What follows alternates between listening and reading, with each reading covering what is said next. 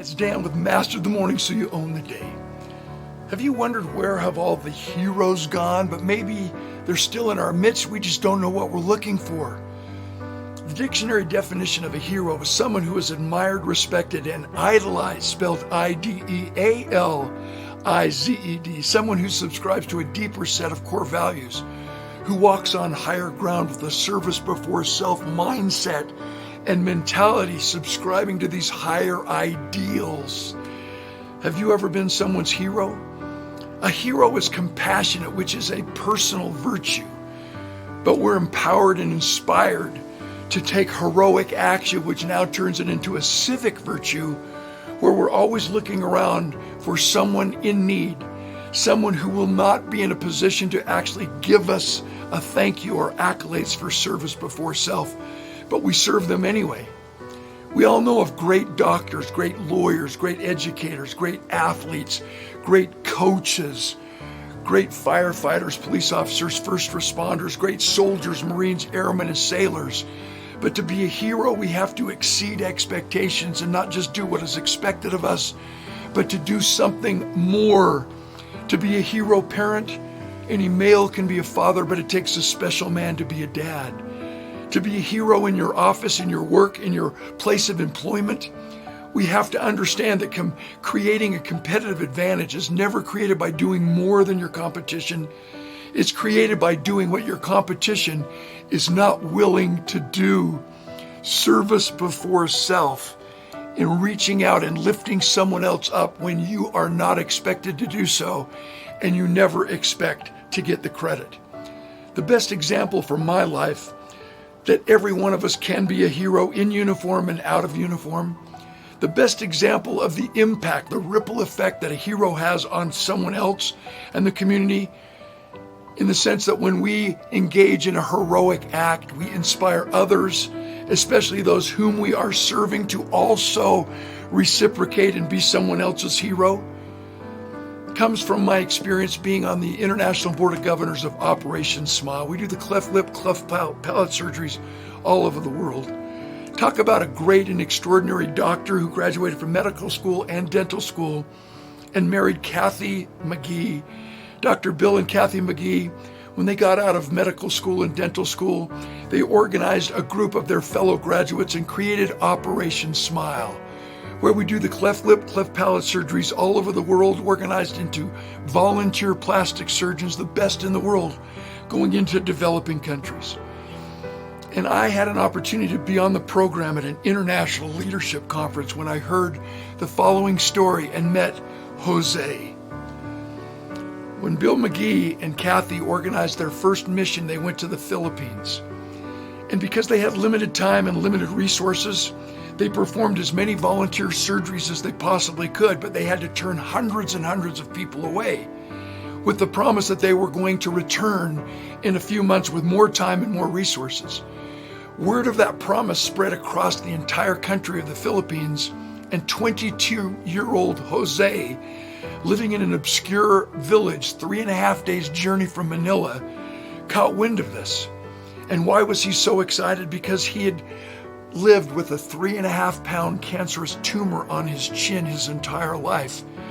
And in his culture, they believed that he had been possessed by the devil. He was never admitted into school. No one allowed their children to play with him. He could never get a job.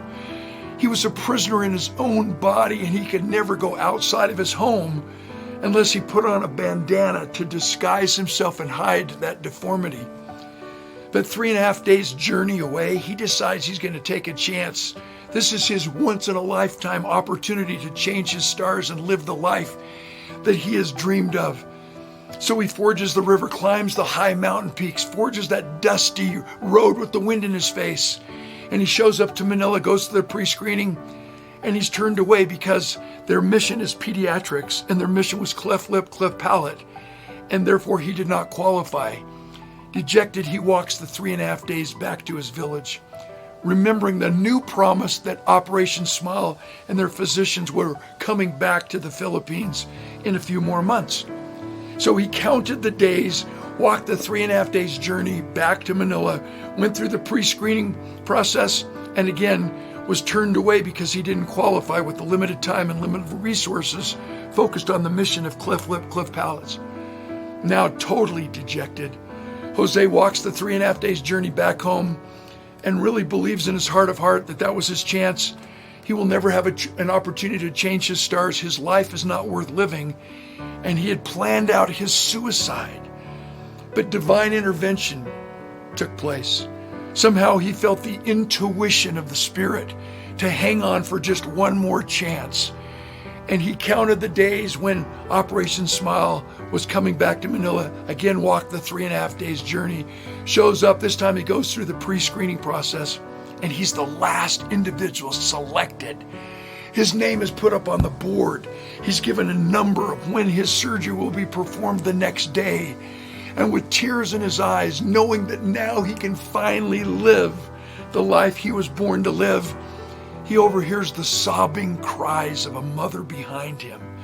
And when he turns and sees this young mother holding her little baby with a giant hole in her face, anemic where she's never been able to hold food or liquids down, who has never had the opportunity, the sacred experience of kissing her mother goodnight, in that hero's mindset, on that hero's journey, Jose turns and gives the mother and the little girl his number, his surgical opportunity and date and time for the next day, and walks the 3.5 days journey back to his village. Because he went through the pre-screening process and Dr. McGee and Kathy heard of this story, they knew exactly where he lived. They flew in a helicopter, took Jose to Manila, flew him to Norfolk, Virginia, headquarters of Operation Smile, and over the course of several months and 9 surgeries, that 3.5-pound tumor was removed from Jose's face. And as I'm on stage with him and he's sharing this story, and I'm welling up with tears, he flashes a slide up on the screen of him standing there in his white tuxedo on his wedding day with a perfect, beautiful face and a gorgeous, beautiful smile. Next slide, standing next to his beautiful bride on their wedding day, and the next slide of him in the hospital leaning over a crib, kissing his newborn baby. Hello, I love you. Welcome to the world. If this message resonates with you, I challenge you to understand that when we decide to walk on higher ground, when we decide to live our lives with service before self mentality, not just doing more, but doing what others are not willing to do, running towards the sound of the guns, running into the burning building, reaching down and lifting up the underserved and giving them a chance to be everything they were born to be, it also inspires those whom we serve to also feel that ripple effect and be someone else's hero. And the ripple effect goes on and on. I challenge you and myself to be a hero for someone today and every day.